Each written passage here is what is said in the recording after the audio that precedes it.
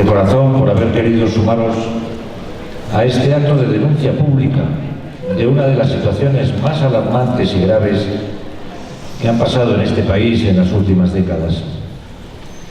El recorte de libertades que estamos sufriendo nos está retrotrayendo a épocas de un pasado que creíamos ya superado. Aunque cueste creerlo, hoy puedes dar con tus huesos en la cárcel por contar un chiste o por representar una obra de títeres. Ahora que ETA hace ya casi 6 años que declaró unilateralmente el cese de su actividad armada, el número de denuncias por enaltecimiento del terrorismo o por pertenencia a banda armada es 20 veces mayor que cuando ETA era una organización activa. La impunidad con la que los medios policiales han aplicado los malos tratos y la tortura en este país, no en vano el informe sobre la tortura elaborado por Paco Echevarría que acaba de publicar el gobierno vasco constata 4.009 casos demostrados de tortura en Euskadi entre 1960 y 2013, esta situación nos ha llevado a una realidad que pone en tela de juicio los pilares mismos de nuestra democracia. La conjunción de fiscales no queriendo mirar, de forenses mirando a otro lado, de jueces negándose a investigar. Solo 49 miembros de los cuerpos y fuerzas de seguridad del Estado han sido condenados en 20 sentencias del Supremo. Y gobiernos que indultan sistemáticamente a los pocos policías condenados en firme, y en algunos casos, si lo recordaréis, han indultado hasta 2 veces por el mismo delito. Nos han llevado a un estado donde los abusos policiales, los malos tratos y la tortura no han sido una excepción, sino la regla.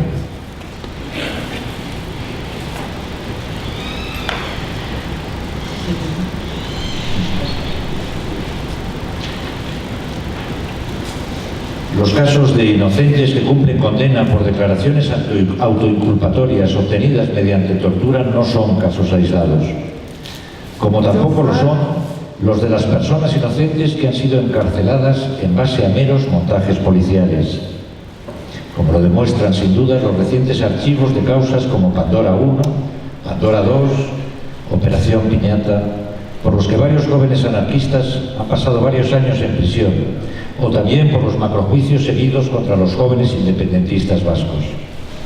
Esta es la realidad política que vivimos en la democrática España del siglo XXI. Una España que para algunos sigue siendo tan franquista como en tiempos del dictador.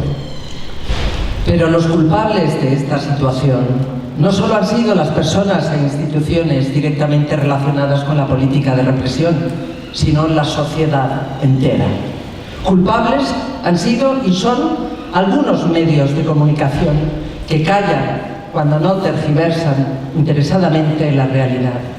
Culpables son los compañeros y compañeras de esos policías torturadores que con su silencio, creyendo que defienden corporativamente al cuerpo, lo están destruyendo.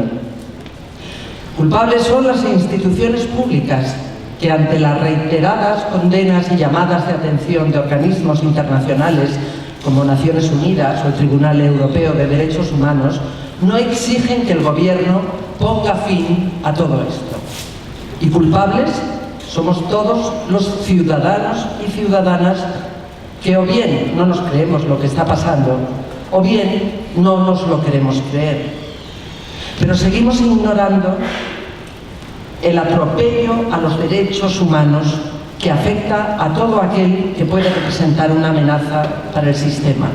Activistas políticos, personas migrantes, anarquistas, independentistas y cualquier ciudadano o ciudadana que se atreva a expresar públicamente sus convicciones e ideas en el marco legal represivo y antidemocrático como el que estamos viviendo. Para conocer esta realidad y para denunciarla estamos hoy aquí. Gracias por formar parte de esa minoría que sí cree lo que está pasando y que ha dado un paso al frente para impedir que pueda seguir pasando. Muchísimas gracias.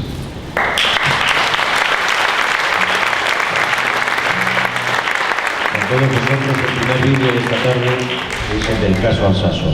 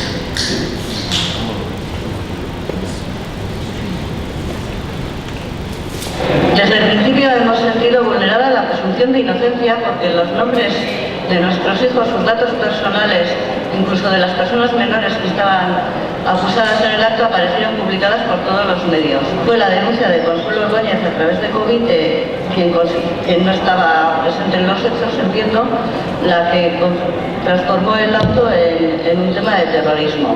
La Audiencia Nacional se dio prisa a salir con ese tema, cerrando la instrucción rápidamente sin admitirnos ni testigos ni pruebas a la parte de la defensa, con lo que eso puede suponer de falta de derechos. De las personas detenidas, 3 continúan en prisión, están en un régimen en FIES 3, lo que supone la cárcel dentro de la cárcel, están viendo vulneradas todas sus intimidades. Nosotros seguimos teniendo una cierta presión mediática por parte de ciertos medios en la que nos catalogan de cualquier cosa, mientras que tienen pábulo pues las otras interpretaciones.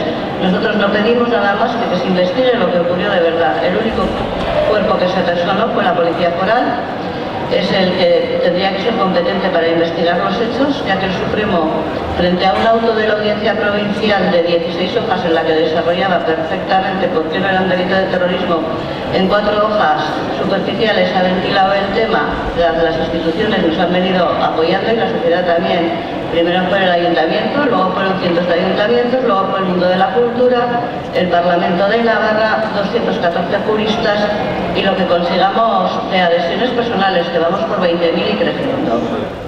Lo que vivimos y lo que seguimos viviendo en Altsatsu es un intento evidente de criminalizar a todo un pueblo. Y la respuesta ha sido totalmente unitaria. El pueblo en estos momentos se encuentra de una forma más unida que nunca. Por ejemplo, la manifestación que se dio a la semana de las detenciones, en la que participaron 20.000 personas.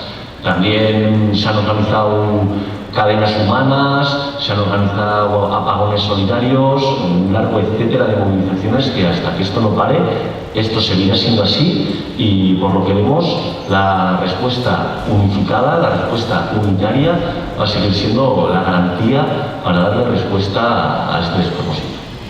La criminalización que estamos sufriendo en Altsatsu y Sakana, lo que se está intentando conseguir desde el Estado español y las fuerzas represivas del Estado es atacar y castigar a colectivos y movimientos sociales absolutamente justos, legítimos y necesarios, como muchas veces hemos visto con casos represivos que se han dado en Euskal Herria. Bueno, en este procedimiento yo creo que se puede decir que hemos visto las dos caras de un sistema judicial, ¿no? Hemos visto cómo han jugado en primera instancia el juzgado de instrucción de Pamplona, considerando estos hechos como lo que son, como unos hechos absolutamente ordinarios, y una audiencia provincial que ha hecho exactamente esa misma lectura. Y por otro lado, hemos tenido las resoluciones tanto de la Audiencia Nacional como del Tribunal Supremo que nos muestran instancias judiciales absolutamente permeables a planteamientos políticos, a planteamientos ideológicos, a presiones mediáticas, a intereses de asociaciones, de medios de comunicación que nada, desde luego, tienen que ver con los términos jurídicos y lo que hacen es precisamente convertir estos procedimientos en un instrumento a su interés político y utilizar así estas instancias judiciales. Eso nos lleva a una verdadera preocupación, porque es precisamente allí en la Audiencia Nacional donde se va a terminar juzgando esto, y nos preocupa mucho la ausencia absoluta de garantías en la que va a ser el marco en el que se va a juzgar a estas personas por hechos que se van a considerar gravísimos, con acusaciones muy importantes y con penas de prisión absolutamente exorbitadas.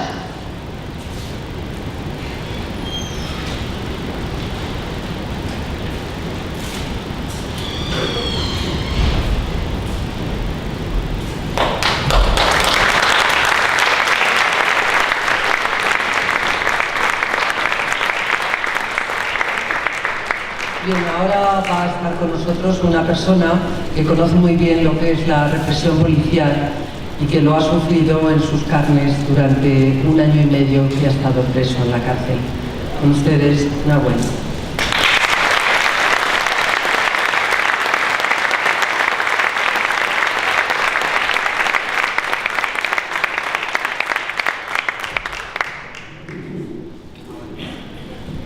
Buenas, la primera vez que hago algo así, no estoy acostumbrado a hablar, así que si me trabo, tengo un problema, espero que lo puedan comprender. El 4 de noviembre de 2015 fui arrestado junto a 5 amigos más. Fuimos arrestados acusados de pertenencia a banda armada, con acusaciones de terrorismo, y en especial una cosa que nos llamó mucho la atención fue la tenencia de explosivos. ¿En qué se basaba esa tenencia de explosivos? Pues botes de humo, eso que se usa en el fútbol, y una de las cosas que salió en la televisión, especialmente por parte de la policía, fue el caso de unos tornillos que eran de la cama. O sea, esos tornillos son de marca Ikea. El hecho que haya salido en la televisión, que lo había utilizado la policía, se utilizó supuestamente para fabricar explosivos. A lo largo de que estuve en prisión, llegué a estar 1 año y medio más o menos en prisión. Estuve casi más de 10 meses en aislamiento. Y bueno, evidentemente dentro de FIE se me llevaron a intervenir las comunicaciones, tuve una serie de vigilancia especial para mí en concreto, y bueno, creo que dentro de lo que puedes aprender de esto es también de cómo a lo largo de todo el proceso había una serie de contradicciones. Por parte del inicio en concreto de la acusación varió mucho. Creo que El Mundo en uno de sus titulares nos inculpaba directamente con lo sucedido en la Basílica del Pilar. El Ministerio de Interior sacó una nota de prensa en la cual se sacó una nota de 6 ataques incendiarios o explosivos a sucursales bancarias y a establecimientos. Sin embargo, en el auto procesal de la Audiencia Nacional simplemente se nos acusa de ataque de 2 sucursales bancarias, pero supuestamente que se quemaron 2 cajeros, en teoría. Evidentemente, eso se agranda y se pone como enaltecimiento al terrorismo. ¿Qué sucede con eso? ¿Cuáles son las pruebas que nos llevan a que nos acusen concretamente a ello? Pues, como yo pertenezco a una serie de escena musical que es el hardcore, y con ello lleva pues eso, una serie de letras reivindicativas y todo ese tipo de cosas, que las palabras simbólicas como yo qué sé, lucha, fuego, todo lo que tenga que ver, o yo qué sé, se pueden tergiversar como un llamamiento a la violencia. Lo dijeron de esa misma manera. Entonces, ¿qué pasaba? Al yo vivir cerca de esas sucursales bancarias, era la prueba que ellos tenían en definitiva como que habíamos sido los culpables de ello.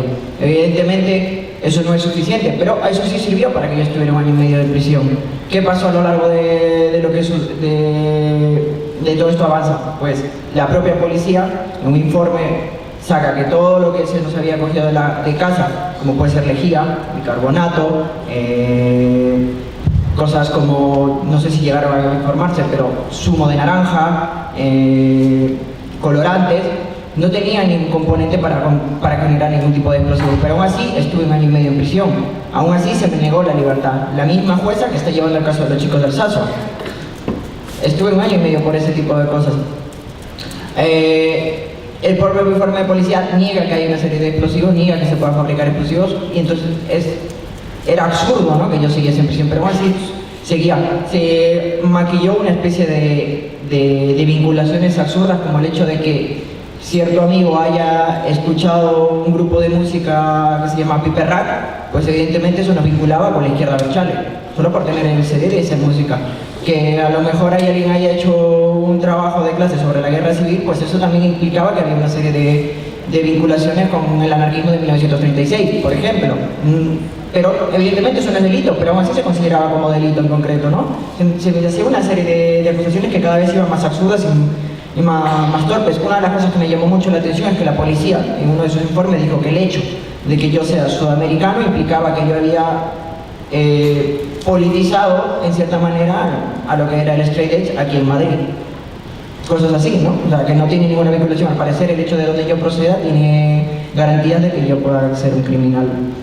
Y bueno, ¿qué puedo decir? Sinceramente, a lo largo de lo que nosotros hemos podido hacer, se construyó a mí la imagen de una persona violenta a través de lo que era mi activismo. Es decir, yo iba a parar un desahucio. Bueno, ibas a parar un desahucio, por lo tanto me pedían la documentación.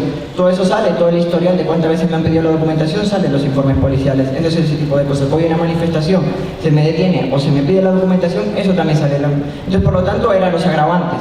O sea, era eso, mi historial, vamos a ponerle, militante o activista, era el agravante de que me convertía finalmente en una especie de una persona peligrosa. Y bueno, ¿qué me llama la atención? Pues me llama la atención que esté llevado esto por la Audiencia Nacional. O sea, ¿qué es la Audiencia Nacional? Lo que anteriormente era el Tribunal de Orden Público, durante los años de la dictadura, esto es la Audiencia Nacional actualmente. ¿Qué pasa con esto? Y para mí creo que es muy grave, quizás, porque esto también me pone a ver si nos centramos no solamente a cómo funciona esto, si lo vemos un poco más amplio. Me acuerdo que en diciembre del año pasado se arrestó a un grupo a 2 chicos de origen árabe. Se les arrestó, supuestamente el ministro de Interior, Zoido, salió diciendo, lo vi desde la cárcel, salió diciendo que estas personas iban a atentar, que tenían una intención de atentar con un Kalashnikov, que supuestamente les habían cogido Kalashnikov, y decían que iban a atentar en la Puerta del Sol. En enero, si no me equivoco, el 26 de enero, el juez Pedraz de la propia Audiencia Nacional archiva el caso diciendo que directamente lo que se había creado era un montaje policial, que las personas no había ni siquiera Kalashnikov, lo que había era cartuchos de metralleta. ¿Y quién había vendido esos cartuchos de metralleta? Un policía infiltrado. ¿Qué grupo, qué policía es eso? Es la Brigada Provincial de Madrid, la misma que estaba llevando mi casa. Entonces, por eso, ¿cuál es el propósito? La cosa no es un juego, eso está pasando, pero la cosa deberíamos preguntarnos más, ¿cuál es el propósito? ¿Qué buscan ganar con eso, aparte de miedo? ¿No? O sea, ¿qué puede llevarte a coger a una persona y llevarla directamente y meterle 1 año y medio a prisión por supuestamente pruebas absurdas y estúpidas y convertirla directamente en un terrorista? En fin y al cabo, si hacías una transcripción totalmente y cambiabas alguna que otra palabra, incluso la plataforma de tu barrio que paraba de Sauce podía convertirse en un grupo terrorista, porque estaba organizado, porque tenía asambleas, porque hacía un tipo de actividades. Eso es lo que construían en concreto. El hecho que yo, por ejemplo, haya hecho un concierto y tengamos una pancarta de Alfón Libertad, pues hacía que nosotros apoyábamos a la violencia organizada. Que a lo mejor nosotros hagamos un concierto para la gente de la Operación Pandora, pues eso también implicaba que estamos conectados con ciertos grupos terroristas, que al fin y al cabo se han archivado, que no son terroristas. Pero el hecho de ayudar a esas personas, o a lo mejor solidarizarte con esas personas, a lo mejor te convierte en un... O a lo mejor ahora mismo se puede hacer un evento a favor de terroristas, lo pueden considerar ellos mismos. A eso estamos llevando. Y es lo que nos debemos preguntar, porque a lo mejor aquí salir a la calle te puede convertir en un activista. En un terrorista, de salir aquí a la calle, el paro de desahucios, y es que ya lo dijo el ministro de Interior, comparando el aborto con el terrorismo, ya lo dijo el ministro de Exterior, Margallo, comparando el independentismo con terrorismo. Esas personas son las que comparan todo con terrorismo en concreto. Pero ¿qué pasa cuando salen a Venezuela? En Venezuela tenemos un preso político, los que están acá no son presos políticos, son terroristas nada más. Bueno, nada más.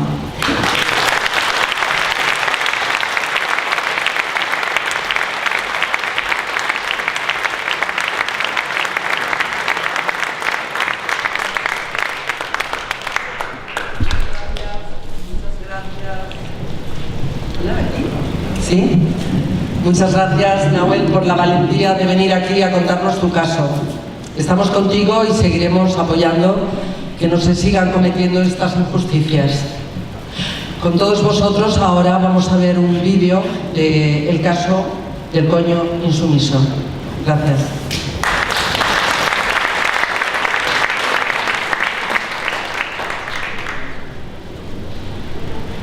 Compañeras diputadas, de la reflexión del coño insumiso que celebramos en Sevilla el 1 de mayo de 2014. Doña Cristina Ábalos y también diputada por la Asociación de Abogados Católicos de Valladolid por haber salido junto con mis compañeras el 1 de mayo del 2014 a reivindicar nuestros derechos políticos, el derecho a la vivienda, el derecho a un empleo justo, el derecho a no ser acosadas, a no recibir más violencias de género en nuestro cuerpo por motivos de raza, de clase, de orientación sexual. Decir que salimos en una manifestación haciendo sátira política, en un performance, disfrazadas, bailando, generando una propuesta estética feminista que tiene que ver con eso, con la apropiación de nuestro cuerpo, de nuestro coño, y cómo es posible que la desnudez y el coño que no excita, que no genera placer para nosotros, enfada, enoja, y es por eso que nosotras hemos sido imputadas. en una ocasión ya lo fuimos, salimos absueltas. Ahora estamos nuevamente siendo imputadas, ahora por la Audiencia Provincial de Sevilla, por la vía penal, y decir que mientras esperamos este juicio, que se abra nuevamente este juicio que no van a declarar, pues seguimos resistiendo el hambre, la precariedad, los recortes del PP, de Mariano Rajoy, toda su indiferencia política, su desprecio a la vida y a la calidad de vida de las mujeres, resistiendo en el paro, sin vivienda, en una situación extrema, las mujeres de este país, pero también denunciando y seguiremos denunciando. Cuando se nos llamó a declarar la primera vez por parte de la jueza, a nosotras nos llamó mucho la atención la identificación que se había hecho de nosotras a través de un vídeo, porque durante la procesión en ningún momento se nos identificó por parte de la policía, la manifestación fue totalmente pacífica y entonces nuestras sospechas, como siempre, es que tanto mi compañera Antonia como yo hemos sido activistas en movimientos sociales desde hace años, entonces sospechamos que nuestra imputación viene también a partir de ficheros policiales, porque no había ninguna clave, ninguna pista por la que pudieran identificarnos sin haber tenido que recurrir a estos ficheros, lo cual nos viene a demostrar también que la represión hacia cualquier movimiento social en este país está siendo duramente perseguida a partir de la promulgación de la ley.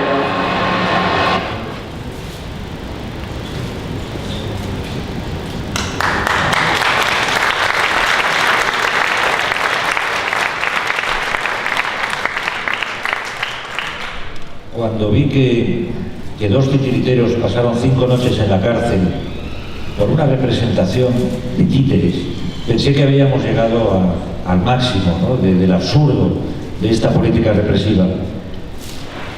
Ahora tenéis aquí con vosotros a Armengol Gassiot, profesor universitario. Ha cometido un grave delito: participar en una rueda de prensa en la ocupación de un rectorado. Miradle bien, le piden 11 años de cárcel. Recibámosle con el aplauso que merece.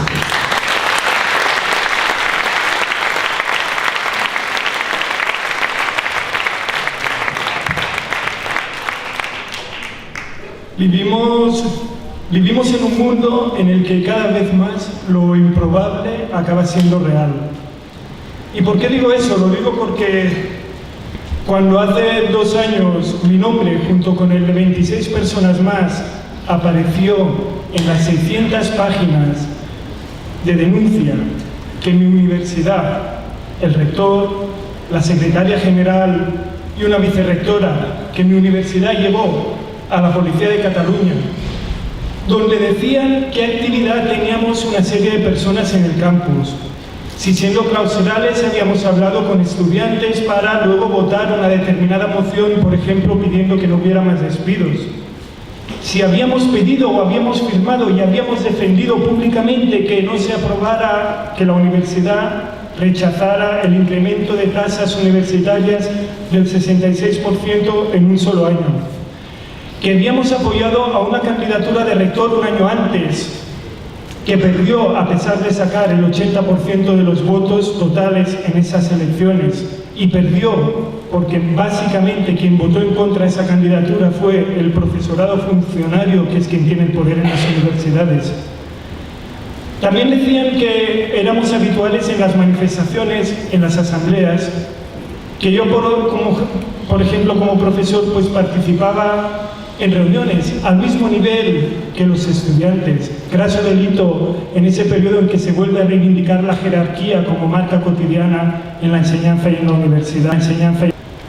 Que habíamos sido lo suficientemente atrevidos como para convocar huelgas, algunas veces en solitario, mi sindicato, la CGT, en otras ocasiones conjuntamente con el resto de sindicatos de trabajadores y trabajadoras, pero sobre todo que llevábamos más de 2 años plantando cara a los recortes y a la privatización y a los negocios encubiertos de una parte del profesorado de las universidades con la privatización de la educación, y llevábamos 2 años continuados trabajando codo a codo, trabajadores, trabajadoras y estudiantes de las universidades. Habíamos plantado cara en las barricadas, habíamos plantado cara en las asambleas, pero también lo habíamos hecho con sus propias reglas del juego, ganando elecciones en el claustro, presentando mociones, ganando esas mociones y pidiendo al rectorado de la universidad que cumpliera su propia legislación, que era acatar el claustro de la universidad. Por eso, un mes de abril del año 2013, entramos en el rectorado de la Universidad Autónoma de Barcelona, haciendo lo mismo que se ha hecho tradicionalmente año tras año en muchas universidades europeas y del Estado español: encierros simbólicos en instalaciones universitarias. Por eso, en algún momento dado, delegados sindicales, en calidad de delegados sindicales, junto con estudiantes, dimos la cara públicamente en ruedas de prensa, llamando al profesorado, llamando a los trabajadores y trabajadoras, llamando a estudiantes a añadirse, a ser parte de la protesta, a implicarse en conseguir una universidad más justa y menos elitista, porque cada día las universidades se están volviendo más elitistas y retrocediendo al escenario que tenemos de universidades donde solo iba clase media y clase alta. Y ahí estuvimos en esa protesta y luego salimos. Y lo que no sabíamos es que mi universidad contrató al abogado de Jordi Pujol, de Lionel Messi, de Neymar, de una serie de políticos, yo me imagino algunos de la Comunidad de Madrid implicados en la trama Gürtel, en el caso NOS. Una universidad en bancarrota que estaba despidiendo y que despidió en 4 años al 21% del total de su plantilla de profesorado. Se gastaba 500 euros la hora para contratar al abogado de los chorizos, que construyó una acusación que se amparaba en un solo eje. Existe en la Universidad Autónoma de Barcelona un entramado delictivo formado por la Coordinadora de Asambleas de Facultad, que es el marco de organización mayoritario de los estudiantes que deciden tomarse la vida en serio y trabajar colectivamente para mejorar la universidad, del Sindicato de Estudiantes dels Països Catalans y de la CGT. Formábamos un entramado criminal para derrocar la institución, cuando lo que estábamos pidiendo es que se cumpliera su propia normativa. A partir de ahí, el fiscal recoge esos argumentos y dice, amparándose en el marco legal de la representación colectiva, las personas citadas, y cita 27 personas, desarrollaron un plan criminal preconcebido en diversas fases que hace arrancar en una candidatura a elecciones al rectorado que había sido legal, que seguía la legislación actual, que es una legislación injusta, pero jugaba las reglas del juego del sistema académico actual. Y a partir de ahí nos va situando a cada uno y a cada una. Por ejemplo, existe el núcleo de dirigentes que evidentemente en cualquier organización colectiva donde hay estudiantes, tiene que haber un docente universitario detrás. Eso es lo que dijo el fiscal para asignar el rol de dirigente, por ejemplo, a otra persona y a mí. Pero a partir de ahí establecía una especie de organigrama donde había quien ejecutaba, había el grupo que establecía las comunicaciones y el grupo que ejecutaba. Eso, que parece una novela de ciencia ficción, es realidad en el sistema judicial del Estado español hoy en día. Eso que sucede, que parece una novela de ciencia ficción, es una realidad que incluso ampara la institución universitaria catalana, que se ha negado a rechazar el constructo de que hay un entramado en la Universidad Autónoma de Barcelona del que penden las diferentes acciones que hacemos.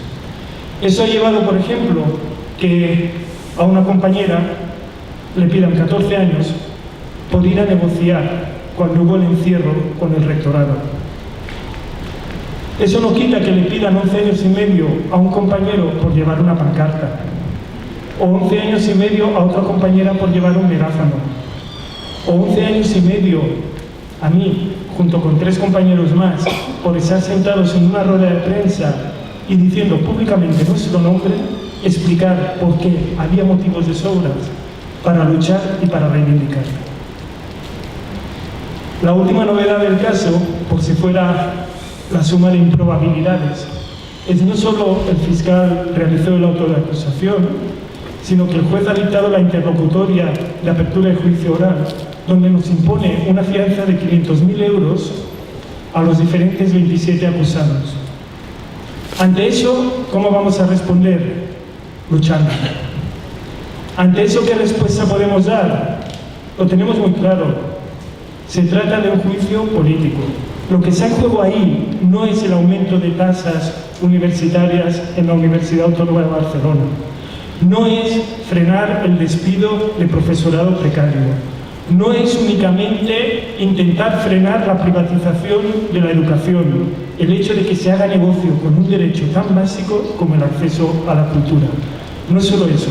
Lo que está en juego en ese conflicto, en esa batalla que estamos dando, es el derecho mismo a organizarnos colectivamente y a ejercer una política en la calle, en las aulas, en los centros de trabajo, fuera de las instituciones y fuera de los marcos de representación institucional que esa democracia pírrica nos ha dejado. Y ante eso, ¿cómo vamos a responder? Pues ante un ataque político responderemos políticamente. ¿Y eso qué significa? Pues que, por ejemplo, algunas de las personas acusadas no vamos a presentarnos a un juicio que se está realizando únicamente porque estamos haciendo cosas que hasta ahora han sido reconocidas legales. Tenemos muy claro cuál es el camino y tenemos muy claro que la solidaridad, la presencia en actos como este, va a, de alguna forma, ayudarnos a que cuando tensemos la cuerda se rompa para nuestro lado y hagamos caer ese sumario y otros sumarios que son auténticos montajes policiales. Salud y hasta la victoria.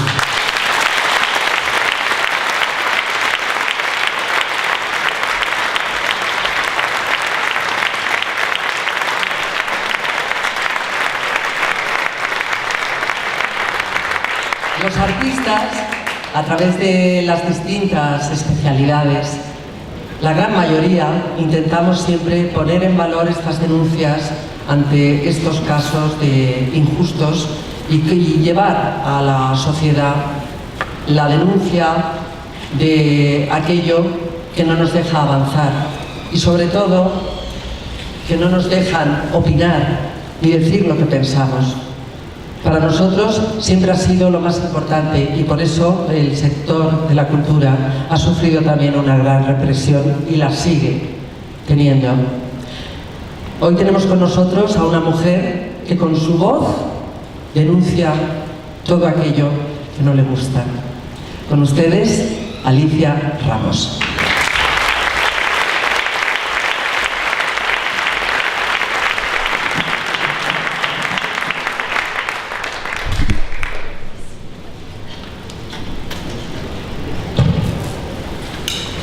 Buenas tardes.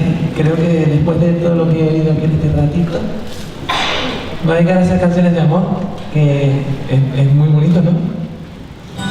Te vi por la mañana en el balcón. Un rollo así, ¿no?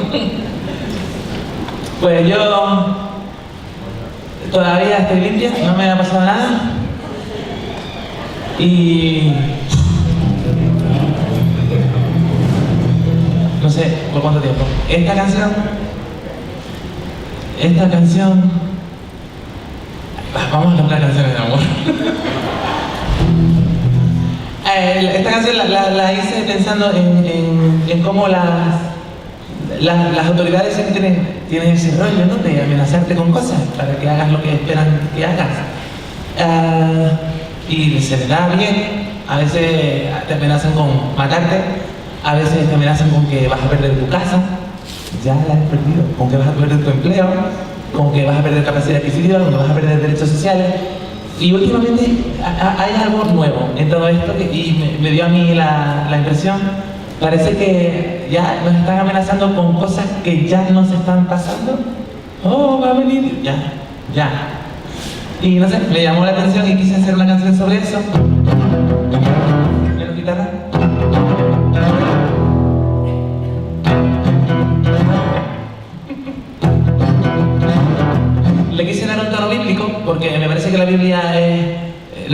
primera parte, después ya sacaron el remake, que ya era más soso, pero la primera parte está muy bien porque había presupuesto y hay un montón de desgracias. Cuando no hay una inundación, hay un diluvio, cuando no una plaga de tábanos o la gente tiene heridas, un horror. Pero está muy bien producida. Yo no la he leído mucho, de verdad. Estoy esperando que saquen la peli. Y bueno, me pareció inspirador ese rollito que tiene para esta canción. Ya aviso, si hay gente que sea experta en la Biblia y eso, igual no es muy bíblica. Pero la intención está ahí. Se titula El árbol del ahorcado y yo creo que ha pasado gente por aquí y por ahí que por menos de esto están viviendo un calvario o lo han pasado. Así que yo voy a empezar a hacer canciones de amor ahora cuando llegue a mi casa.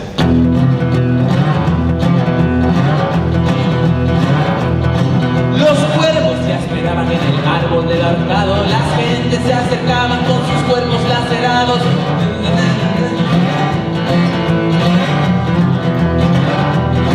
Los cuervos se esperaban en el árbol del ahorcado, las gentes se acercaban con sus cuerpos lacerados, sus pústulas sangrantes, sus llagas purulentas en la piel. Y el sumo sacerdote, como parece inmaculado, desde lo alto de una loma les habló a los congregados: hay que pagar más impuestos al templo, o de lo contrario llegará un tormento muy cruel.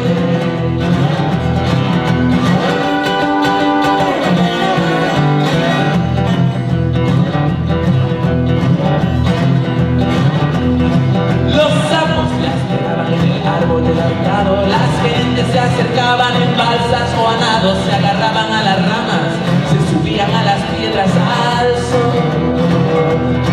Y el sumo sacerdote en su barca sagrada se dirigió a las gentes con estas palabras: hay que pagar nuevas contribuciones, o si no los dioses mandarán inundaciones y horror.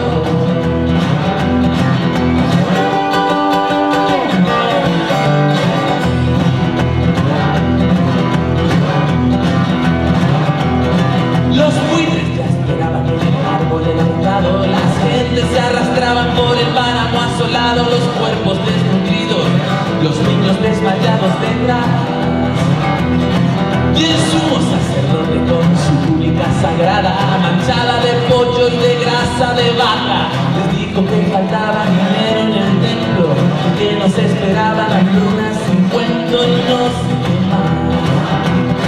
Desde entonces lo llamaron árbol del ahorcado, árbol del ahorcado. Desde entonces lo llamaron el árbol del ahorcado, árbol del ahorcado.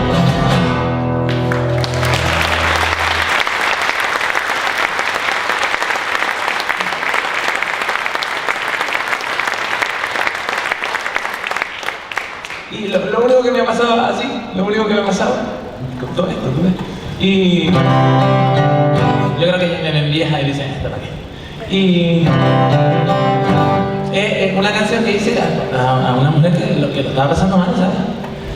La directora general del Fondo Monetario Internacional, que tú dices, no, muy bien, tiene un curro guay, no paga impuestos en ningún sitio porque es funcionaria internacional, está bien. Pero resulta que la encontraron culpable de, no sé, de negligencia, porque le dio 404 millones de euros a un señor que ya era rico, que se llamaba Benjamín. Esto fue cuando a la gente pobre no nos pasa esto. ¿Alguien le han dado así por negligencia 404 millones de pavos? Vendría bien, ¿no?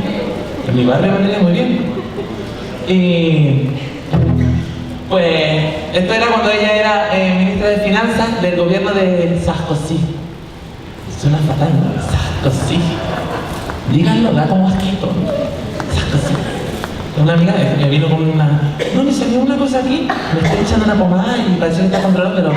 No, muchacha, vete y mírate eso porque puede ser un Sarkozy. Eso después se te extiende por todo el cuerpo, te conviertes en un enano, cabrón neoliberal y ya no tiene vuelta atrás. Y no me hizo caso. Y bueno, la encontraron culpable de negligencia y Vale, no va a ir a la cárcel porque solo va a la cárcel, solo vamos nosotras y nosotros, ellos no, aunque tengan sentencia firme. Y tampoco va a tener que pagar multa. Bueno, de hecho ni siquiera va a figurar en su registro de antecedentes ni nada. La negligencia. Pero el juez, que es colega suyo, el juez en el juicio la miró serio, ¿no? Hay que verse en la situación. La miró así, con el dedo de juzgar. Christine, no hacemos carrera de ti, ¿eh? Contento me tienes. Anda, tira donde yo no te vea, que todavía te hago pagar las costas. Así fue la jueza. Y entonces yo me tengo que solidarizar, porque tengo un corazón de oro. Y pensé que lo mejor era hacerlo con las propias palabras de Christine Lagarde, unas declaraciones suyas del año 2013, creo, que no me da cosas repetirlas porque yo vivo aquí en Carabanchel Bajo y la gente que me conoce y no quiero que piensen cosas raras, así que traigo un pincho con el audio, dentro audio. Hay que retrasar la edad de jubilación y abaratar las pensiones porque la gente está viviendo más de lo esperado.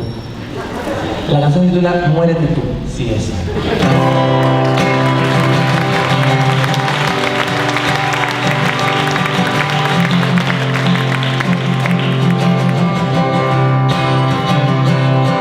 He visto a las mentes más brillantes de otras generaciones mendigando por las calles, rebuscando los contenedores.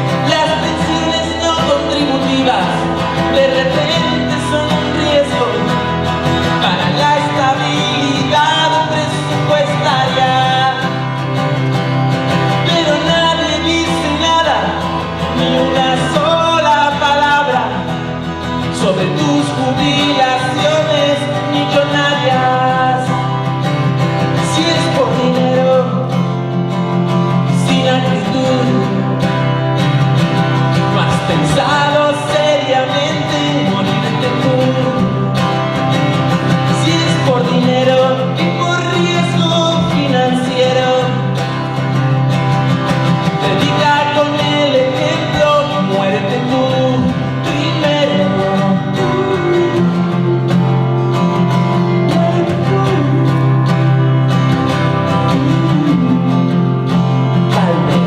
Tal vez tengas padre, madre, tal vez vivan todavía. Si es así, ¿cuánto consideras tú que debería durar su vida? Tal vez 77, no, mejor 76, que se disparan todas las primas y hasta el sobrino del rey. Todos esos viejos para ti son garrapatas, desangrando nuestro estado con sus sucias cataratas. Si es por dinero y sin actitud,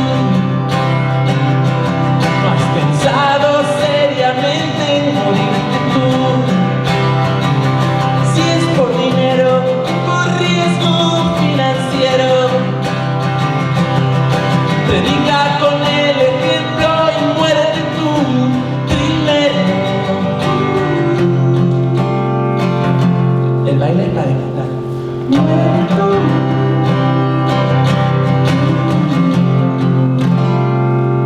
Muérete tú. Gracias. La lucha es el único camino.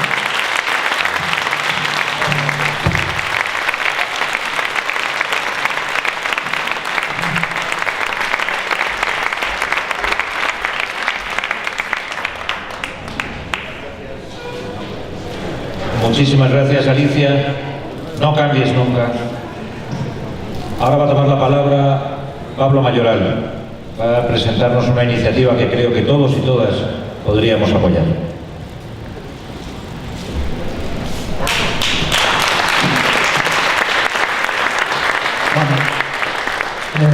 Está entre nosotros Santiago Sierra, que es uno de los artistas más importantes y con mayor proyección internacional que hay en estos momentos, y él ha iniciado en la revista Salto una serie que viene a certificar pues, la existencia de presos políticos, los presos políticos del siglo XXI y por lo tanto la denuncia de todos ellos. Ha sacado, como hay, hasta ahora solo hay tres de estos presos políticos, pues os voy a leer un poco lo que dice. Preso político número 1, responsable provincial del Sindicato Andaluz de Trabajadores SAT, en Jaén y concejal de Jaén en Común. 3 años y medio de cárcel y multa de 1.800 euros por una supuesta agresión a un edil socialista durante una protesta en septiembre de 2012. La sentencia se basa únicamente en testimonios policiales. Los vídeos presentados por la policía muestran al preso político, uno con un megáfono intentando intermediar en el alboroto. Centro Penitenciario de Jaén.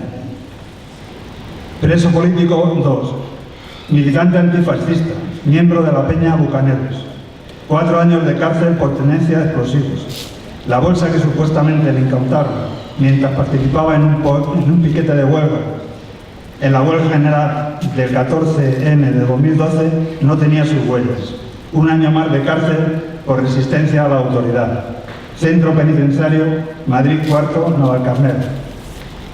Preso político 3, artista e investigador. La Audiencia Nacional le condenó por tenencia de explosivos y colaboración con Resistencia Galega, una supuesta organización independentista catalogada como terrorista por el alto tribunal a pesar de no haber atentado nunca.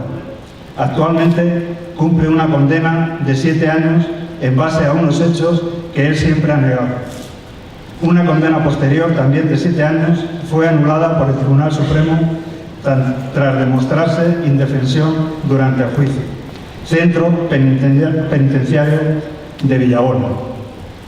En fin, estas son la iniciativa de Santiago Sierra. Santiago Sierra, en 2010, fue galardonado con el Premio Nacional de Artes Plásticas de España, que concede el Ministerio de Cultura, por su obra crítica que reflexiona sobre la explotación y la exclusión de las personas y genera un debate sobre las estructuras del poder, tal y como se manifiestan en sus diversos proyectos desarrollados a lo largo de 2 décadas.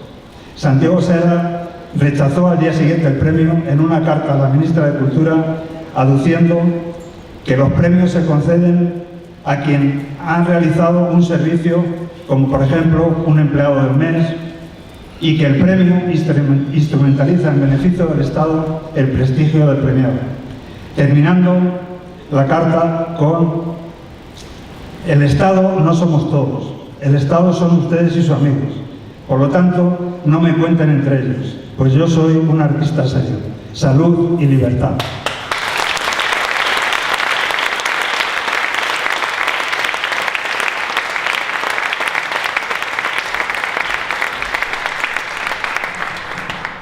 Bueno, ahora vamos a darle la voz a otra persona que nos va a hablar de un tema que a mí personalmente, como a la mayoría de los que estamos aquí, nos toca mucho, que es el tema de los refugiados y de los inmigrantes. Yo he realizado 2 largometrajes documentales, uno titulado Las lágrimas de África, rodado en Marruecos, en el Monte Gurugú y en los campamentos de Bolingo, donde se recoge el testimonio y el documento de todos estos subsaharianos y estas mujeres también y niños que están en el campamento de Bolingo esperando atravesar el mar, igual que esos hombres están en los campamentos de Gurugú para intentar saltar la valla. También otro documental, largometraje, hemos hecho, junto con mi hijo Héctor, que también es cineasta, hemos hecho Los sueños de Idomeni, que es otro documental, largometraje, donde se habla de los refugiados en el pueblecito de Idomeni, que sabéis que es una estación de trenes que hace frontera de Grecia con Macedonia. Por eso digo que es un tema que de alguna manera conozco un poquito y que he vivido muy intensamente. Nos va a hablar de las políticas migratorias el abogado y activista Nino Trillo.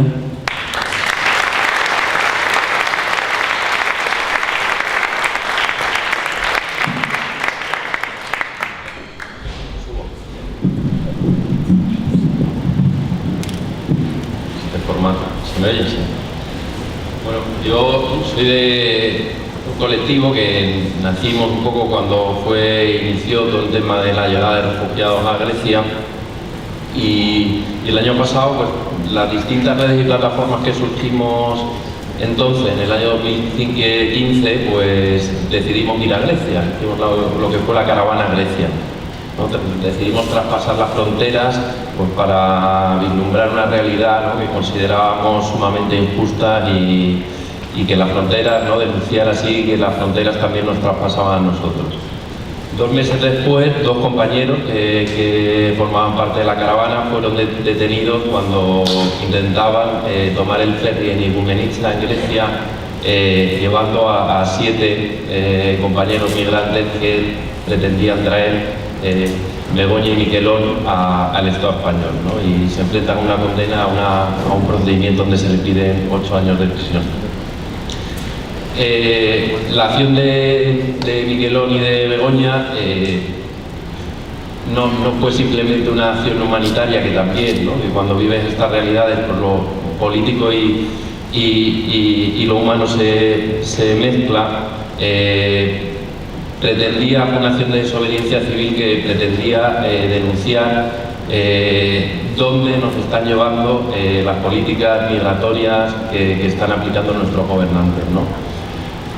En ese sentido, entendemos que no vivimos una crisis de los refugiados, como dicen los medios de comunicación, sino que estamos viviendo una enorme crisis de valores, ¿no?, y de derechos. Que vivimos en un mundo donde más de 65 millones de personas se han visto forzadas en el año 2015 a desplazarse forzadamente, y que además de esos 65 millones el 85% vive en países empobrecidos, ¿no? Mientras los gobiernos de Europa apuntan a que no se trata, ¿no?, esta situación no se trata, estas personas migrantes no son personas vulnerables que están huyendo de determinadas situaciones de persecución, de miseria, de cambio climático, sino nos tratan, ¿no?, o las tratan como hordas invasoras que vienen a quitarnos lo poco que estos mismos políticos nos han dejado, ¿no? Y bueno, y esa es me gustaría ahí un poco señalar, ¿no?, la frase de Theresa May, ¿no?, del otro día tras el atentado de Londres, ¿no?, que venía a decir que si los derechos humanos, ¿no?, facilitaban el terrorismo, cuando las personas que habían participado en esa acción terrorista eran todas inglesas, ¿no?, que cambiarían las leyes, ¿no?, las leyes que estamos hablando, nada menos que las leyes de derechos humanos. Estas políticas migratorias están generando un escenario, ¿no?, de un estado de excepción de derechos fundamentales sobre lo que se ha construido en nuestra sociedad moderna, ¿no? Y vamos, podría hablar ahí de 4 situaciones de excepción, ¿no?, que son, por un lado, estamos hablando de una excepcionalidad normativa. Los estados europeos estamos recortando cada vez más derechos nuestros también, pero también de estas personas. O sea, cada vez tenemos leyes más restrictivas, ¿no?, de las personas migrantes que llegan a Europa o que pretenden llegar a Europa. Un ejemplo es el cambio en el año 2009 del gobierno de Zapatero, que impide que se pueda formalizar la solicitud de asilo en las embajadas españolas, por lo que las personas refugiadas que quieren llegar aquí no tienen otra opción que jugarse la vida, ¿no?, para llegar hasta nuestro país, dentro de una lógica, ¿no?, que bueno, que nos viene un poco marcada desde Europa, ¿no? La primera ley de extranjería fue meses después de entrar en la Unión Europea. Schengen efectivamente habló, ¿no?, de abrir las fronteras interiores, pero también de endurecer y reforzar las fronteras exteriores. Y luego las cumbres de Sevilla del 2002 y de Tampere establecen esa lucha, ¿no? Esa guerra contra la inmigración, contra ese sujeto, ¿no? Que realmente en la que llevamos inmersos 20 años y que está generando y teniendo un coste humanitario enorme, ¿no? Si alguien ha tenido la oportunidad de ir, por ejemplo, de Ceuta a Tánger, ¿no? y da la sensación de que está en una zona de conflicto, ¿no? Los chavales pidiendo comida en la carretera y saliendo corriendo, mientras las fuerzas auxiliares se van metiendo por los caminos de tierras pagados por la Unión Europea y por el Estado español. La segunda excepcionalidad es presupuestaria, o sea, cada vez Europa gasta más dinero, invierte en ese control fronterizo, ¿no? En empresas de vigilancia, ¿no? Las políticas migratorias, yo siempre digo que tienen dos grandes beneficiarios. Uno, los movimientos. El principal beneficiario de las políticas migratorias actuales, de los discursos de los gobernantes y de los medios de comunicación de masas, son los movimientos populistas xenófobos basados en el racismo y la xenofobia, ¿no? Cada ley, cada restricción, cada tal que vamos haciendo va reforzando y va haciendo fortalecer eso. El otro gran beneficiado son empresas multinacionales de Israel, de Estados Unidos, de Alemania, que como Siemens, por ejemplo, porque está obteniendo enormes beneficios en ese control y en esa militarización de nuestras fronteras, ¿no? La tercera excepcionalidad es la jurídica. Se establecen procedimientos al margen del derecho, o al margen del derecho que tenemos y que nos hemos dotado. Y no ya hablo de derechos humanos, hablo de las propias leyes, ¿no? Hablo, por ejemplo, del Tratado UE-Turquía, donde se impide, ¿no? O sea, un principio básico, ¿no? Tanto de la Declaración de Naciones Unidas como de la Convención de Ginebra es que no se puede devolver a un país a una persona en la que va a ser perseguido, torturado o asesinado, ¿no? Pues ese experimento, ¿no? De acuerdo de la Unión Europea-Turquía se construye realmente, bueno, al final nos ha dicho, ¿no? El Tribunal de Justicia de la Unión Europea que no es ningún acuerdo, que no es nada, que no se puede recurrir, ¿no? Entonces, incluso se generan elementos normativos que no existen, ¿no? Y existen otros ejemplos, ¿no? De los acuerdos que está firmando la Unión Europea con terceros países que realmente se le está haciendo una forma en que, primero, son documentos secretos y segundo, no la está firmando ningún organismo que le da virtualidad legislativa, que tú puedas, pues, recurrir a los elementos del Estado de Derecho, ¿no? Como es judicializarlo.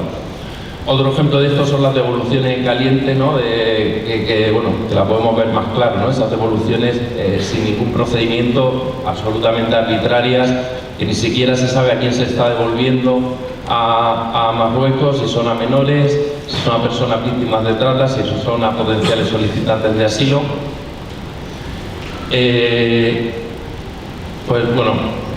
Otro ejemplo, ¿no? Es las devoluciones marítimas que hace también el Estado español, ¿no?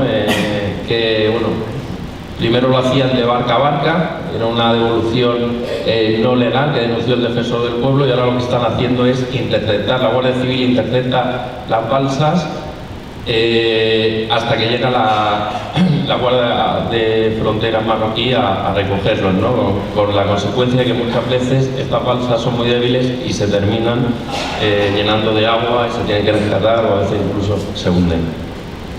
Y por último, la excepcionalidad territorial, ¿no? Vamos a tener una lógica en que, que ya lo dijo no hace mucho el relator de Naciones Unidas de Derechos Humanos, que estamos poniendo a ser policía de nuestras fronteras a estados con dudoso compromiso en el respeto de los derechos humanos. Es decir, estamos generando una segunda línea fronteriza en estados incluso fallidos como Libia, que recientemente Italia ha firmado un acuerdo de control fronterizo para evitar la llegada de inmigrantes. Un estado que no tiene, que realmente tiene incluso 3 gobiernos, ¿no? En la actualidad. De esa externalización del gobierno de fronteras, el Estado español ha sido referente, y en la última cumbre, ¿no?, que es donde la Unión Europea diseña su política, de hecho fue vitoreado, ¿no?, cuando apareció el Estado español en su política, primero con Marruecos, ¿no?, de poner, ¿no?, a controlar nuestras fronteras a Marruecos, que eso supuso que se abriesen vías muchas más inseguras, como la que fueron las rutas de Mauritania y Senegal a Canarias. Luego el Plan África, ¿no?, que puso el gobierno de Zapatero.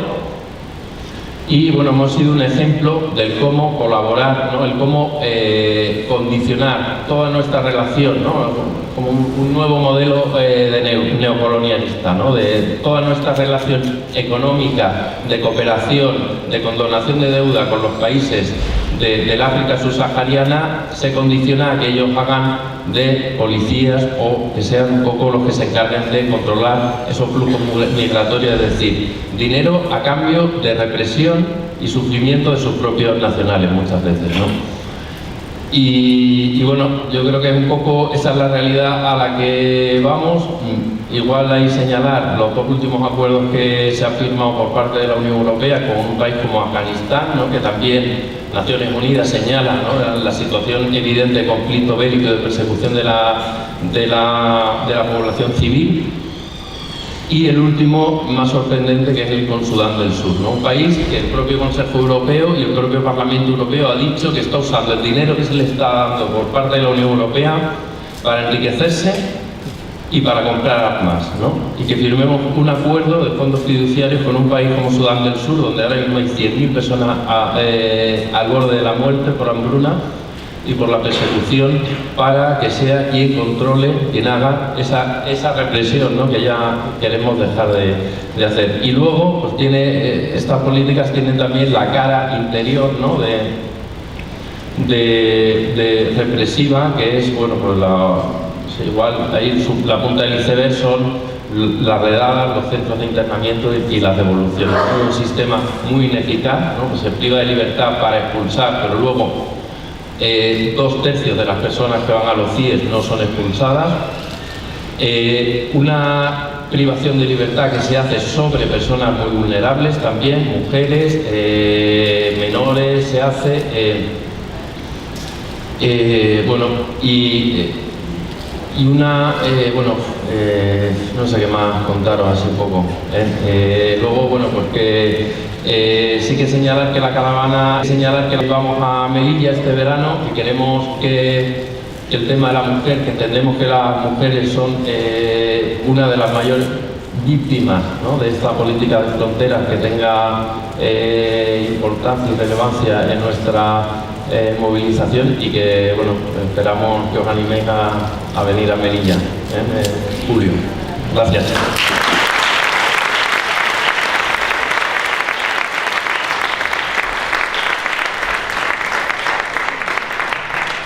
Muchísimas gracias, Nino, por estar ahí y siempre ahí.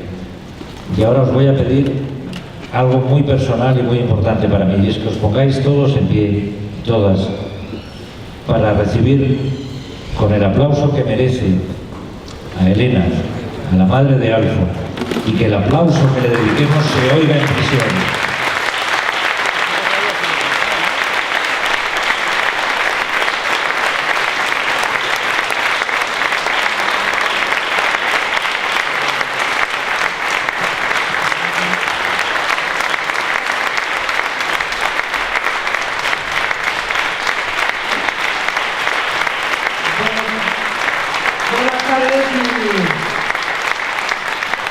Y sobre todo gracias porque me ha sacado, estoy bastante cabreada, es mi condición natural desde hace años, y bueno, Carlos me ha sacado una sonrisa con sus palabras y su abrazo, y vosotros con vuestro aplauso pues me reconfortáis y me hacéis sentir bien.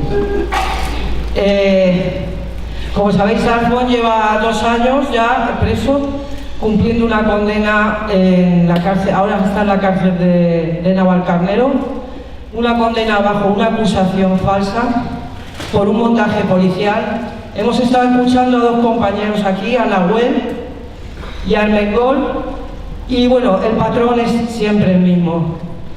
El Estado, el Gobierno, el sistema ha decidido y decide quién son los terribles, los horribles y los peligrosos.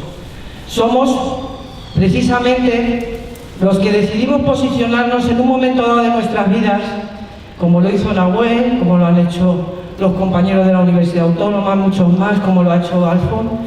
En un momento dado de nuestras vidas nos posicionamos y nos convertimos en disidencia en contra de un orden social que nos oprime y nos reprime constantemente y que nos aboca a la miseria y a la esclavitud. Por eso nos quieren convertir a nosotros, precisamente a los que luchamos por la justicia social, nos quieren convertir en terroristas, como han estado aquí contando los compañeros, y se inventan sus montajes de, pues eso, la banda criminal, el ideólogo, se inventan las pruebas, unos petardos, una camiseta, un CD. Bueno, nos quieren, la prensa les ayuda a hacer todo este montaje, por supuesto, para decirle a la sociedad que nosotros precisamente, como os digo, que somos los que luchamos por la justicia social, somos los peligrosos. El enemigo público número uno son ellos. Los criminales son ellos. Los terroristas son ellos. Los peligrosos son ellos.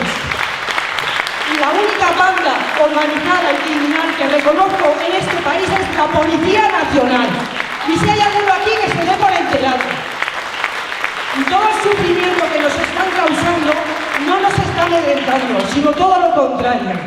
Todo lo contrario. Cada vez estamos creando más lazos y más red solidaria, no solo en este Estado, sino a nivel internacional. Y a lo mejor yo no lo veré, o muchos de los que estemos aquí, pero aquí estamos, poniendo nuestro granito de arena y sembrando la semilla para llegar a un mundo más justo y más igualitario, y no es en el que estamos, que cada día lleva a más gente y la boca a más gente a la miseria, a la pobreza, a la esclavitud, y cada vez hay más genocidios, como nos ha estado contando el compañero David ahora mismo. Ya me ha salido un cabreo, ¿veis? Qué poco me ha durado la alegría del beso de Carlos.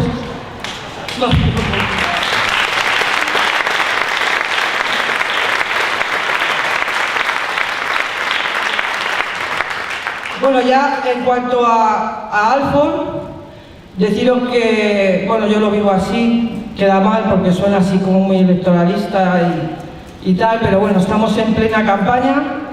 El día 17 de junio, que es sábado, se va a celebrar una manifestación donde quedáis todos y todas convocadas, por supuesto, que vayáis con vuestros cortejos, vuestras banderas y lo que creáis necesario, para que se den cuenta que nosotros no nos olvidamos de los nuestros, ni les damos la espalda, sino todo lo contrario. Y el 16, esto a petición de Alfon, vamos a realizar una charla en la parroquia San Carlos de Borromeo, el viernes 16, que se llama La cárcel desde dentro. Tenemos una gran preocupación desde que estamos viviendo y conociendo la cárcel por lo que ahí sucede y se hace con los seres humanos y las personas que hay dentro de la cárcel. Queremos denunciarlo y para ello en esta charla va a estar un preso de Euskal Herria que ha estado muchos años, una presa comunista que también ha estado muchos años y un preso social del barrio que también ha estado muchos años en la cárcel, para que nos cuenten las medidas de excepción que se realizan en las cárceles españolas, las torturas, la falta de derechos, bueno, el sistema penitenciario, cómo funciona en este país y a dónde lleva a las personas. Y bueno, nada más deciros que allí, que os espero a todos y a todas, en Vallecas, saldremos de la boca del metro de Buenos Aires, en la avenida de la Albufera, y terminaremos en la Junta Municipal de Vallecas, a ver si nuestros amiguitos que están allí en la Junta Municipal, sobre todo el concejal, le recordamos que Alfon es un vecino del barrio por el que hay que seguir dando la cara. Y muchas gracias y bueno, ¿qué os voy a decir? Os conozco a casi todos, os estoy mirando las caras y nos conocemos de vernos en la lucha y en las calles. Salud y libertad, presos políticos.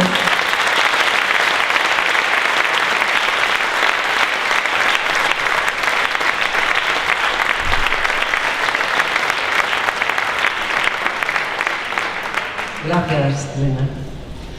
Y ahora vamos a ver un vídeo sobre el caso Cassandra.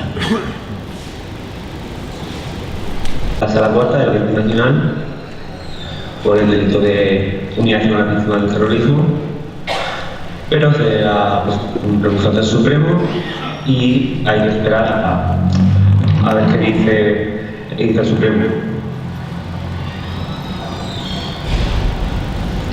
En mi caso, como muchos otros que se están dando en España, ha supuesto una clara vulneración de las libertades más básicas, ya sea en lo que supone coartar la libertad de Internet en las distintas operaciones de año, o en otros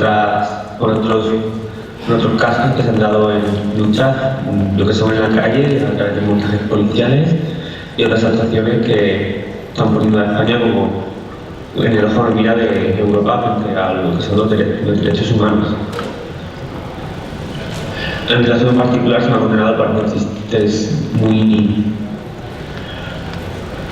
propios que se han hecho siempre en España de lo que fue Carrero Blanco. Carrero Blanco puede ser claramente un personaje histórico, pero claramente fue lo que es un dictador y un asesino.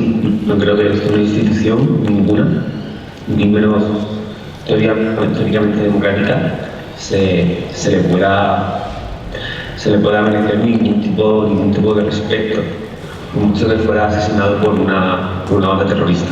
No creo que merezca ningún tipo de respeto por nuestra parte, ninguna institución democrática. He de decir que durante este tiempo siempre he sido bien tratado por la inmensa mayoría de los medios de comunicación. Se han tratado muy bien en medios y redes, porque siempre hay gente que intenta atacarme, ya sea por mi caso, por mis tweets, o por ya casos más personales como mi identidad sexual, pero no diría que para mí siempre ha sido correcto y estoy muy agradecido. Y vale, me voy a decir lo que pienso sobre cómo hay que acabar con esta represión. Esta represión se hace no solo a nivel de votar y votar pues, a partidos que se hacen estas propuestas. Por ejemplo, la ley ya se ha tumbado en el Congreso, pero queda mucho por hacer, y no solo en el arco parlamentario, sino en manifestaciones en la calle, en respuestas ciudadanas y en la solidaridad unos con otros que estamos siendo perseguidos. Ya.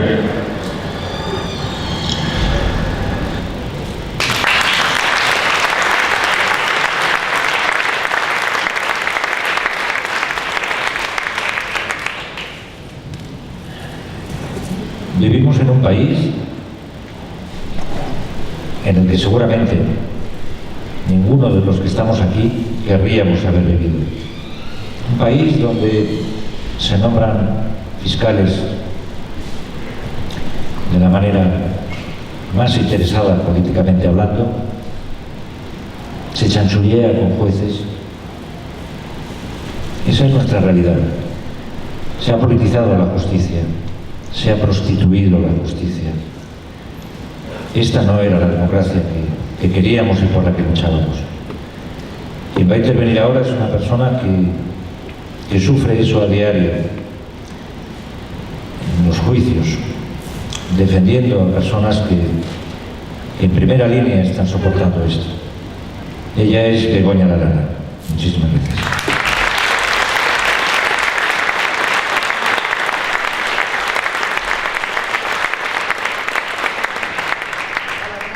Lo primero que quería hacer es agradecer a las personas que han intervenido antes que yo el traernos a la memoria cosas que a veces nos olvidamos. La memoria colectiva nuestra, que tiene mucha relación además con la aplicación del derecho que debe aplicarse conforme a la realidad social en la que se asienta, viene teledirigida por los medios de comunicación.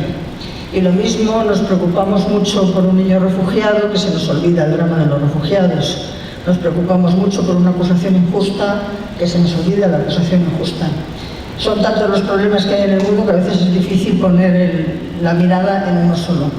Por eso quiero agradecer, yo había olvidado ya aquellos dos activistas, por ejemplo, de Grecia, que fueron encarcelados injustamente por ayudar a refugiados. Quiero agradecer a la madre de Alfo, quiero agradecer, en fin, a todas las personas que han ido trayéndonos a la memoria cosas que es conveniente no olvidar en ningún caso. Yo quería hablar sobre lo que el compañero que ha hablado antes, Nino Trillo, sobre el derecho humanitario. Y quería decir que es lo esencial para el trabajo que desarrollamos abogadas y abogados en este país. Pero quería ser un poco optimista y voy a hablar de tres cosas. La primera cosa, la llamada Ley Mordaza, que la Ley 4 de 2015, que se promulgó, como sabéis, en el año 2015 para atajar la protesta social que la crisis había generado. La gente estaba tan desesperada que salía a la calle. Bastantes buenos somos las ciudadanas y los ciudadanos que no asaltábamos bancos y no hacíamos cosas similares que hubieran merecido ser hechas. Pero en todo caso, se crea esta ley que ha conseguido, yo creo, un objetivo contrario al que pretendía. Bueno, esto en parte, porque si me he traído los papeles, es porque hace poco, llevábamos mucho tiempo esperando que el Ministerio del Interior sacara los datos de la aplicación de la Ley Mordaza referidos al año 2016, para ver en qué medida el año electoral había influido en el tipo de sanciones que se imponían, si las sanciones contra el orden público, por las faltas contra el orden público que sanciona la ley, habían sido mayores o menores en un año electoral como fue el año plurielectoral como fue el año 2016, ¿no? Y no las sacaron, y ya las han sacado. Entonces digo que la Ley Mordaza ha obtenido un efecto contrario al que se pretendía, pero quiero referirme, sin que lo que he dicho antes pierda su vigencia, en que también ha obtenido un efecto recaudatorio indiscutible. Así, mientras la ley en el año 2015 se recaudaron por todas las sanciones que se impusieron en el Estado español por Ley Mordaza la cantidad total de 41.795.491 euros, que no está nada mal. En el año 2016 la recaudación, pese a haber una notabilísima aminoración de las sanciones por faltas contra el orden público, fue nada más y nada menos que de 89.674.715 euros. Pero dicho esto, la ley ¿qué ha conseguido? Pues ha conseguido generar un movimiento de tal fuerza que hasta el PP denomina a su ley Ley Mordaza. Ha habido muchos parlamentarios que han salido hablando de la Ley Mordaza para luego corregirse a sí mismos, pero de verdad que hemos conseguido esto. Se ha conseguido que en todo el mundo se vea la represión en el Estado español como una realidad cotidiana. Y se ha conseguido últimamente con los proyectos de ley que se han presentado dos proyectos de ley en esta legislatura. En la anterior, a través de No Somos Delito, casi todos los grupos políticos, Ciudadanos incluidos, fíjate lo que son las cosas, firmaron una declaración, el PSOE no, comprometiéndose a derogar la Ley de Seguridad Ciudadana en el momento que, si tenían mayoría parlamentaria suficiente para hacerlo, ¿no? En la actualidad, solamente Esquerra Republicana presentó una proposición no de ley pidiendo la derogación de la Ley Mordaza, y el PSOE ha presentado un proyecto de ley de reforma de la Ley Mordaza y el PNV otro, ¿no? Y estos dos proyectos pues no son más que algunas mejoras en unos aspectos, en otros aspectos ni siquiera son mejoras de lo que teníamos antes. Pero han conseguido, como digo, un movimiento en el que la gente se plantee qué es esto de la seguridad ciudadana, ¿no? Yo formo parte de la plataforma No Somos Delito, así como muchísimas otras personas y un buen montón de organizaciones, y en esta plataforma hemos dicho, bueno, para empezar, la mayoría de las sanciones que impone la Ley Mordaza ya están previstas en otras leyes, incluso algunas que tienen lógica. Por ejemplo, apuntar con puntero láser a una aeronave cuando está volando, ¿no? Esto es una sanción de Ley Mordaza, grave, muy grave. Pero también es una sanción de Ley de Seguridad Aérea, muy grave. ¿Para qué necesitamos, si ya tenemos la Ley de Seguridad Aérea, una segunda ley que tipifique la misma sanción? Y a veces, además, la Ley Mordaza cae en la contradicción de decir, en caso de que haya dos leyes que sancionen lo mismo, pues se aplicará la más grave. Digo, hombre, en derecho toda la vida hemos aplicado el indubio pro reo, se llama, o sea, en caso de duda, pues hay una conducta más grave y una conducta más leve, ha de aplicarse a la más leve, no a la más grave. Y entonces, desde esta perspectiva, empezamos a reflexionar y dijimos, no, lo que nosotros queremos es una ley que garantice la seguridad jurídica de los ciudadanos, porque ¿qué es la seguridad ciudadana? Y cogimos un concepto, fíjate tú, lo que son las cosas que elaboró el Consejo General del Poder Judicial, y dijo, la seguridad ciudadana es ese estado de tranquilidad pública que permite a las ciudadanas y ciudadanos el pleno ejercicio de sus derechos. Y para nosotros esa definición vale.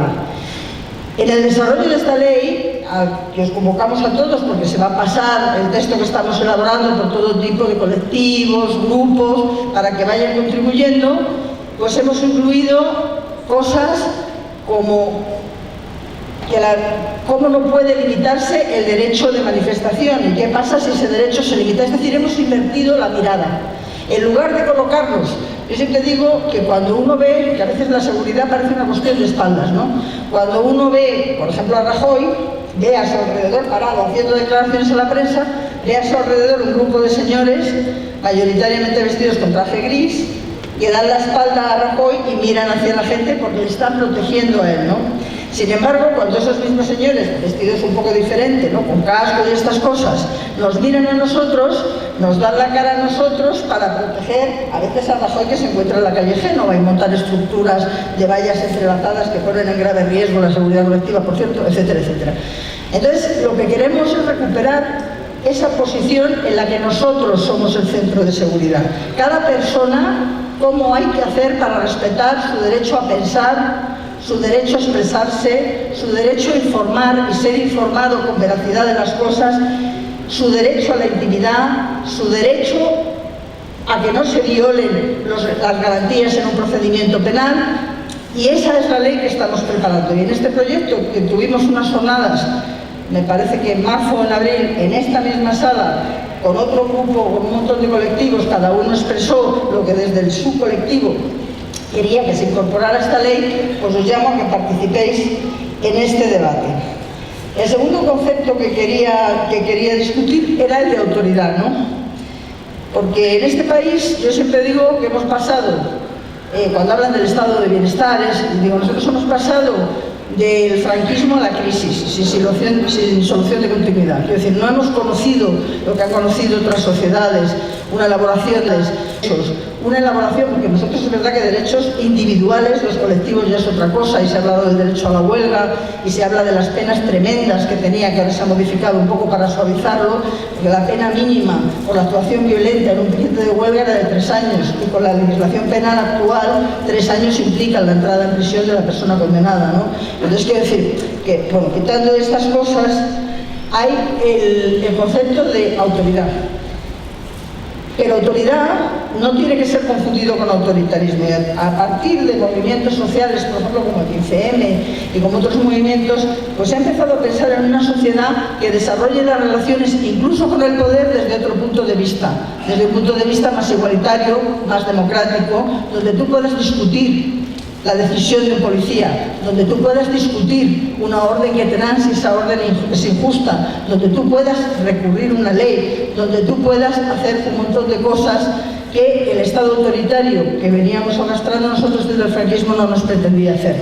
Cuando se despenalizó el delito de desacato, se hizo con una buena argumentación, muy democrática desde mi punto de vista, diciendo ¿cómo es posible que se sancione a un ciudadano que comparece ante un juez que encarna toda la potestad sancionadora del Estado? Y no sancionadora, porque un juez puede desde embargarte la casa donde vives, hasta sacarte los muebles a la acera, hasta meterte en la cárcel y privarte de tu libertad.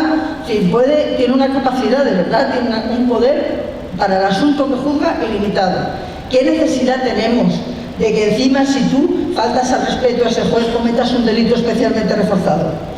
¿Qué necesidad tenemos que la Ley de Seguridad Ciudadana, por ejemplo, prevea entre sus sanciones, ya os he dicho, lo del puntero láser, apuntando a los aviones, y me sorprendió ver que entre las acciones que se han penalizado en estos últimos tiempos había la de apuntar con el puntero láser. Digo, caramba, no sabía yo que tanta gente apuntara a los aviones. Y es que hay otra sanción, menos grave desde luego, que es apuntar a los agentes cuando están en el ejercicio de sus funciones con un puntero láser, y esa es la que sí se ha aplicado mucho.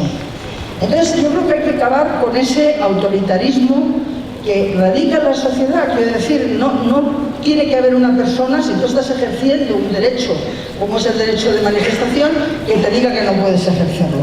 Y la tercera cosa que quiero que reflexionemos, también ese autoritarismo, antes me olvidaba, hemos de descartarlo de las leyes penales, ¿no?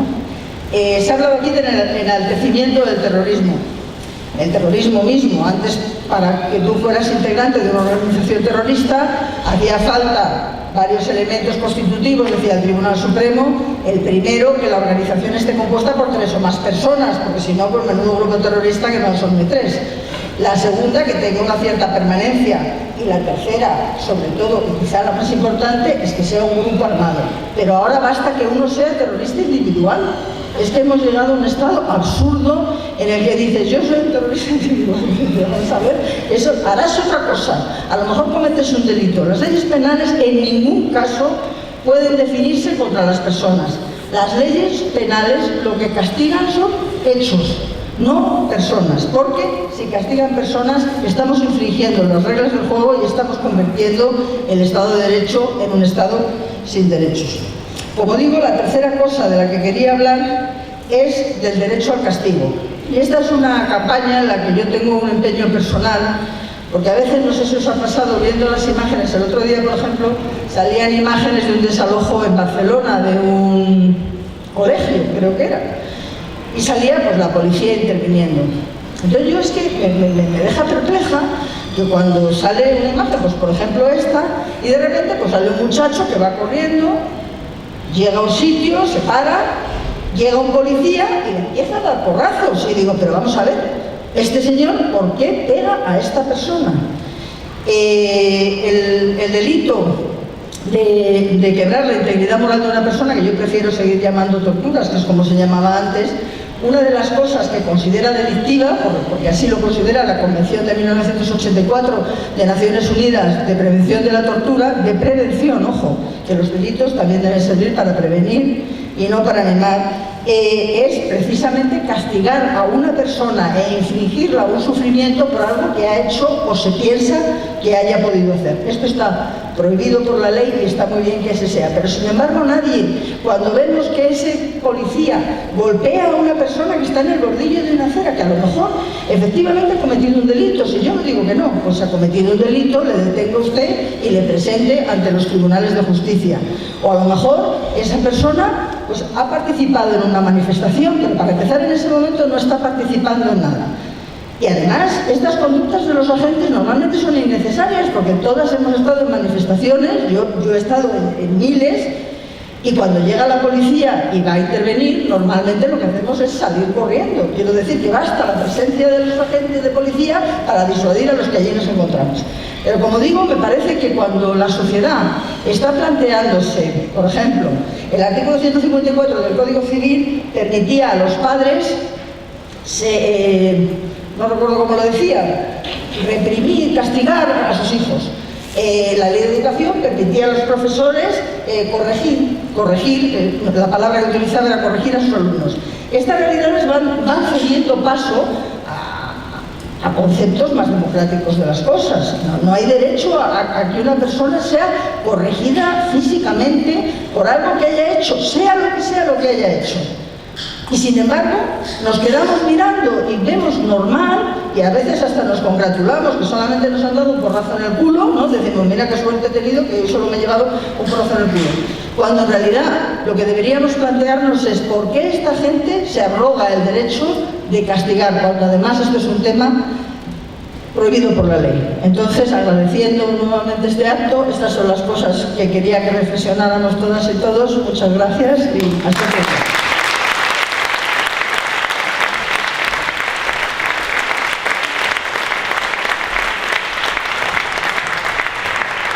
Ya estamos llegando al final de este acto y queremos dar las gracias a todos y a todas las que habéis intervenido y habéis prestado vuestra voz para contarnos esos testimonios que nos han llegado al corazón.